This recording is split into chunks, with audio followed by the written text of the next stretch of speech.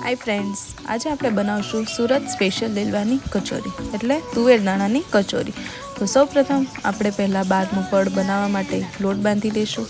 અહીંયા મેં ઘઉંનો જાડો લોટ લીધો છે.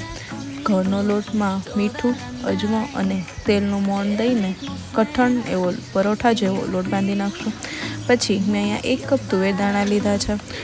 તુવેર દાણાને અધકચરા વાટી લેવાના છે. પછી તેલમાં જીરું, હિંગ અને પીસેલા દાણા એડ કરીને બરાબર મિક્સ કરી દેવાનું છે. પછી તેમાં આદુ મરચાંની પેસ્ટ, મીઠું, હળદર, તલ અને વરિયાળી એડ કરીને બરાબર મિક્સ કરી લેવાનું છે. પછી મેં અહીંયા પીસેલા ગાંઠિયા લીધા છે. તમે તેના જગ્યાએ ચણાનો લોટ પણ લઈ શકો છો. પછી ગરમ મસાલો, ખાંડ અને લીંબુ નાખવાનું છે. પછી કાજુ, કિસમિસ અને ધાણા નાખીને બરાબર તેને સારી રીતે મિક્સ કરી દેવાનું છે.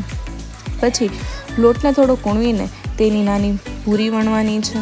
પૂરી વણાઈ જાય પછી તેમાં 1 અથવા 1.5 ચમચી જેટલું સ્ટફિંગ એડ કરીને તેની પોટલી વાળવાની છે. પૂરી થોડીક જાડી રાખવાની જેથી પોટલી વાળતા ટાઈમે તે ફાટી ના જાય. પછી ઉપરનો એક્સ્ટ્રા લોટ આપણે બધો કાઢી દેવાનો છે અને કચોરીનો શેપ આપી દેવાનો છે.